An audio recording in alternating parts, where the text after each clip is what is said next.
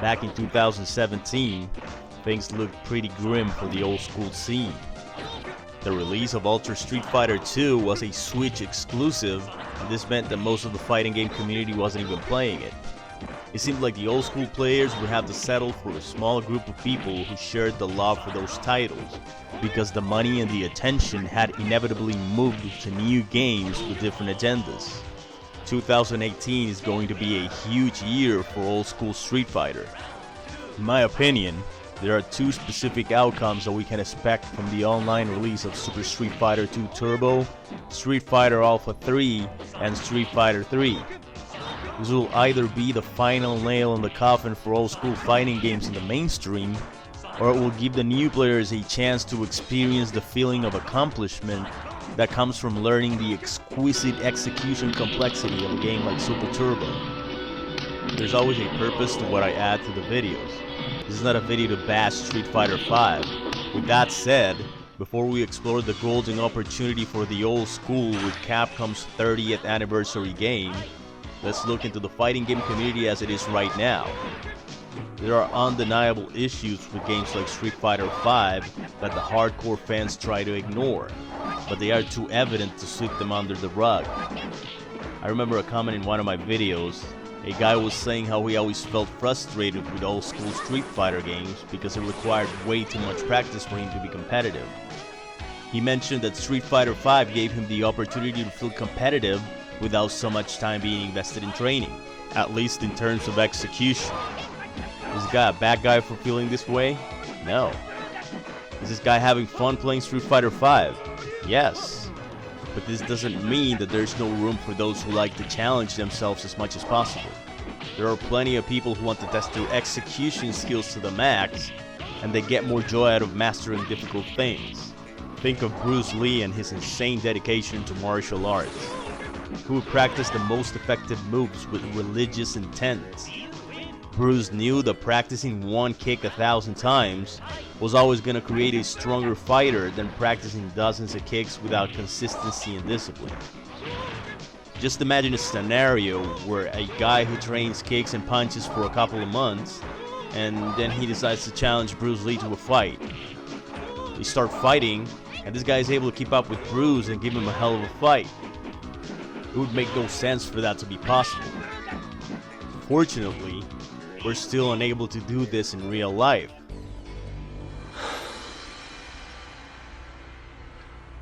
I know Kung Fu. But video games allow this to happen, and no fighting game has ever made this possible at the same level that Street Fighter 5 has done it.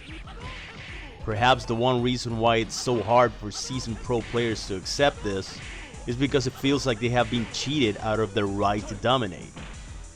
I've also mentioned that money changes everything. Every time money is on the line, people will go out of their way to make the process of being the best as easy as possible.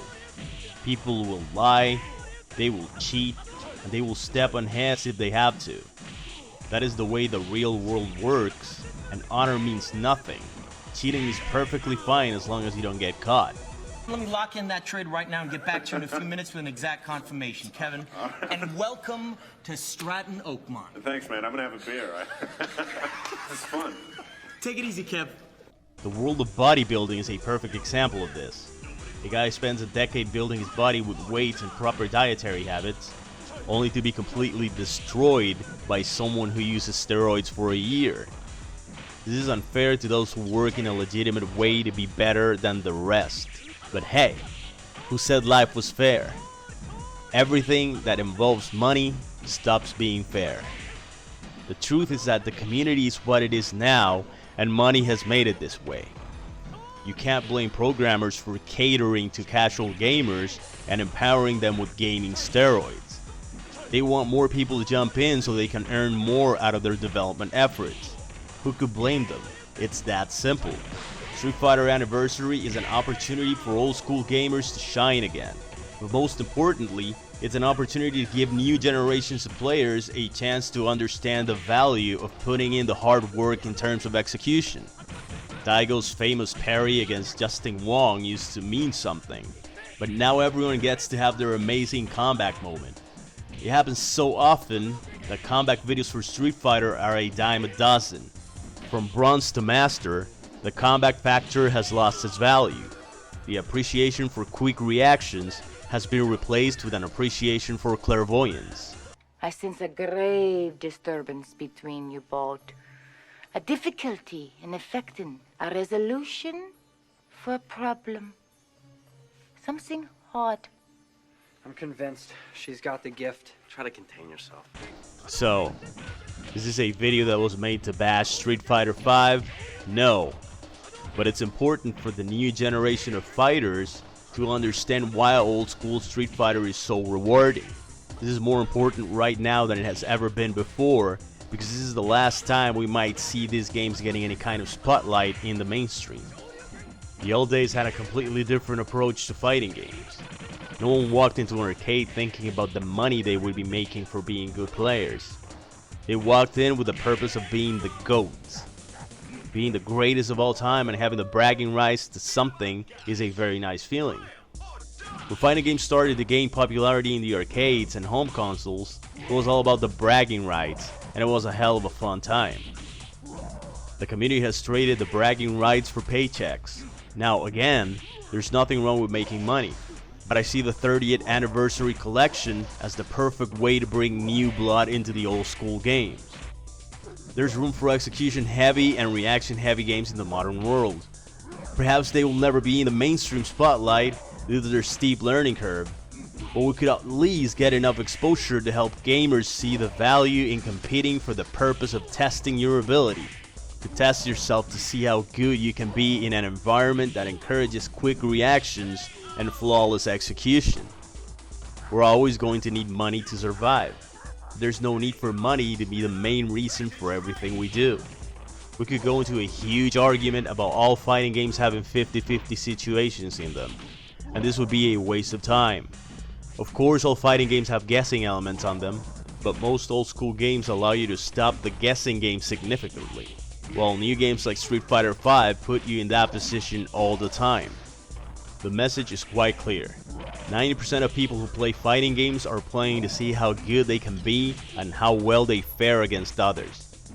If that's your reason to play fighting games, you will find the old school much more rewarding than Street Fighter V without a doubt.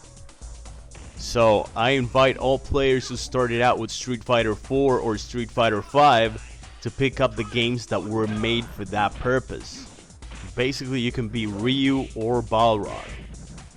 You can be the warrior looking to test himself at all times, or the slugger looking for that fight money regardless of what he has to do to win. It's funny to see that Ryu has been nerfed to oblivion in Street Fighter V. Perhaps it's Capcom's way of saying that there's no room in Street Fighter V for the kind of fighting style that Ryu has to offer. In conclusion, have fun, play what you want, do what you want, but if you seek to test your emotions, your reactions, and your motor skills, you will love the old school fighting games, and they will soon be available online on major platforms and PC. So to wrap this video up, I would like to thank Capcom on behalf of every single person out there who sees the value of complexity behind the best fighting games ever made.